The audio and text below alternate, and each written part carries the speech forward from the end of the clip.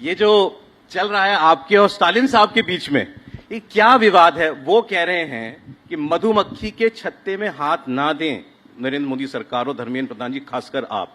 और 10,000 करोड़ रुपए भी दोगे ना, मेरा 2,000 करोड़ रुपया आपको कह रहे हैं मेरे अनुदान का रोक लिया है, कह रहे हैं 10,000 करोड़ रुपए भी दोगे, मैं नेशनल एजुकेशन पॉलिसी लागू नहीं करूंगा, मैं अपने बच्चों को तमिल और अंग्रेजी के अलावा कोई और भाषा नहीं सीखने दूंगा, हिंदी नहीं थोपने दूंगा आपको।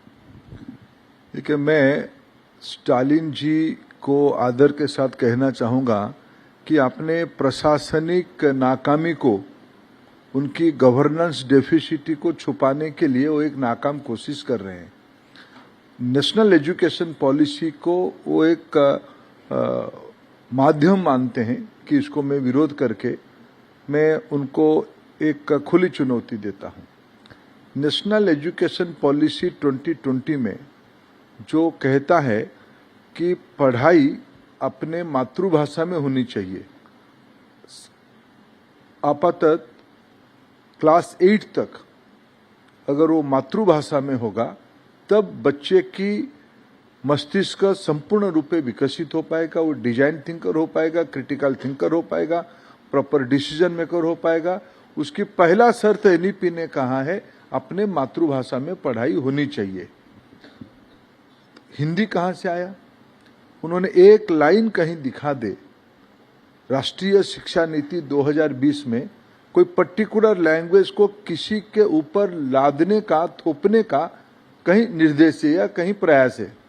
इसलिए उन्हें काल्पनिक बात को, एक इमेजिनरी फाइट वो करना चाहते हैं। क्यों? उनको अपना गवर्नेंस में भरोसा नहीं है, लोगों को उनको आने वाले चुनाव में उत्तर शायद देना ना पड़े, इसीलिए वो एक अलग प्लान पे जाना चाहते हैं। लेकिन धरातल, जो ग्राउंड रियलिटी समथिंग डिफरेंट है। तमिलनाडु में पढ़ाई तमिल में ही हो, ये अभी की एनईपी का प्रमुख रिकमेंडेशन है। तमिल सभ्यता आधारित हो। अगर मैं उसकी एक विपरीत तर्क रखूं, पिछले आजादी के उपरांत 78 साल में प्रधानमंत्री नरेंद्र मोदी जी ने तमिल भाषा, तमिल साहित्य, तमिल संस्कृति के ऊपर जितने प्रयासों राष्ट्रीय स्तर पे नेशनल गवर्नमेंट की ओर से किया है, शायद आजादी के उपरांत इतना कभी प्रयास नहीं किया गया है। इसलिए स्टालिन जी की सर्टिफिकेट की विषय नहीं है। स्टालिन जी एक पॉलिटिकल लैंग्वेज में, मैं शुरू से कह रहा हूं, उनकी कुछ राजनीतिक कंपल्सन है, उस कंपल्सन से वो कुछ कर रहे हैं, लेकिन वो धरातल पे नहीं है, ग्राउंड रियलिटी से जुड़ा हुआ नहीं है। मैं तमिलनाडु को इंडिया प्रवास भी किया हूं, तमिल बच्चों को देश में विभिन्न इंस्टीट्यूशंस में देखता हूं। मैं इन दिनों में खड़गपुर आईआईटी में एक तमिलनाडु की, अन्ना नगर की तमिलनाडु की लड़की को मिला। उन्होंने वहां बायोसाइंस में वेगान फीस बनाने की एडवांस रिसर्च कर रही है, फ्लुएंटली हिंदी बोल रही है। मैंने उनको पूछा कि बेटा आप तो तमिल भाषाभाषी हो, आपको हिंदी इतना बढ़िया कैसे हुआ?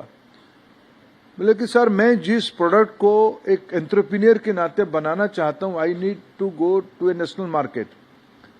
उनकी कॉम्पिटेंसी, उस बच्चे की कॉम्पिटेंसी तमिल में तो है ही, इसीलिए वो सोच पाई, इंग्लिश में भी है और अन्य भारतीय भाषा में भी कॉम्पिटेंसी बढ़ानी चाहती हैं। क्या तमिलनाडु की नई पीढ़ी के बच्चों को मल्टीलिंगुअल होने में उनको आपत्ति किस चीज पे है? क्या तमिलनाडु की एम्प्लॉयबिलिटी नहीं बढ़नी चाहिए? तमिलनाडु की एम्प्लॉयमेंट अपॉर्चुनिटी नहीं बढ़नी चाहिए? इकोनॉमिक अपॉर्चुनिटी नहीं बढ़नी चाहिए? और अभी भी तमिलनाडु की जो बॉर्डर इलाका में क्या 3 लैंग्वेज नहीं है? जो तेलुगु भाषाभाषी सीमावर्ती इलाका, वहां तेलुगु स्कूल्स में पढ़ते नहीं। जहां मलयालम की केरला की बॉर्डर इलाका में मलयालम भाषा का प्रभाव नहीं है। क्या कर्नाटक की बॉर्डर में कन्नड़ भाषा की प्रभाव नहीं है, वहां नहीं पढ़ना पड़ता? मैं उड़ीसा से हूं, मैं कोई हिंदी भाषाभाषी इलाका का नहीं हूं। सौरभ जी, मेरे प्रांत में, मैं सदर्न उड़ीसा को जाऊं तो वहां 3 लैंग्वेज फॉर्मूला कैसे है? वहां मातृभाषा हमारा उड़िया है, उड़िया, तेलुगु और इंग्लिश। वहां तो एक चौथा भाषा भी पढ़ना पड़ता है कि वहां की जो ट्राइबल लैंग्वेज है, जिसमें अभी की भारत सरकार 100 से ज्यादा द्विभाषी बनाई है, प्राइमर बने, वहां भी उसको यूज करना पड़ता है। 4 भाषा पढ़ना पड़ता है, पढ़ते हैं बच्चे, तब जाके उनकी क्रिटिकल थिंकिंग बढ़ती है। नॉर्थ में जाओ वहां बंगाली पढ़ना पड़ता है, वेस्टर्न में जाओ वहां हिंदी पढ़ना पड़ता है, उड़िया, इंग्लिश और कहीं बंगाली, कहीं तेलुगु, कहीं हिंदी। तभी तो जाके हमारा व्यक्तित्व विकास हुआ। तो सदियों से चली आई, इनको तो ऐसे परंपरा हमारी है, आजादी के बाद भी चल रही है। 68 के उपरांत तमिलनाडु में एक एग्रीमेंट हुई थी कि 2 लैंग्वेज फॉर्मूला यूज होगी। अभी भी भारत की बाकी प्रांतों में शुरुआत के दिनों में थोड़ा पांडिचेरी और नागालैंड उस मॉडल पे थे, धीरे धीरे वो भी मेन स्ट्रीम पे आ गए और हम तमिलनाडु की उस प्रायोरिटी को रेस्पेक्ट भी करते हैं। मैं तो आज उस विषय पे जाना नहीं चाहूंगा। उनके साथ कई राउंड्स की बातचीत हुई, एक स्टेज पे वो राजी भी हुए, तो हम भी कुछ विषय पे रिपोजिशन वो मान गए थे, पहले मान गए थे।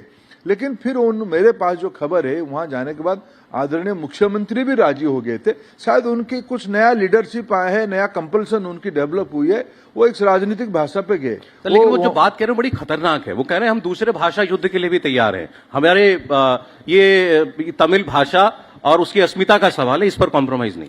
देखिए, क्या वो कौन सी ख्याली दुनिया में है।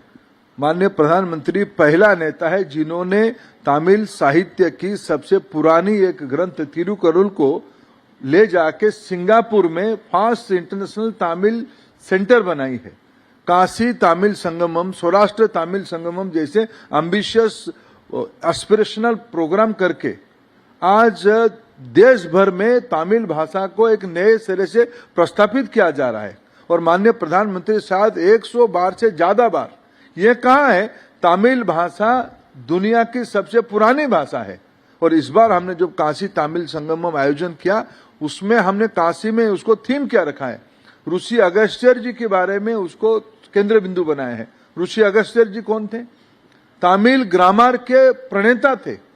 वहां की जो इंडियन मेडिसिन चलता है, वो सिद्ध मेडिसिन को प्रतिष्ठाता थे। इसलिए स्टालिन जी की ये बयानबाजी, यार उनकी सहयोगी बयानबाजी विशुद्ध राजनीतिक और अपने निहित हितों को प्रस्तापित करने की एक प्रयास है।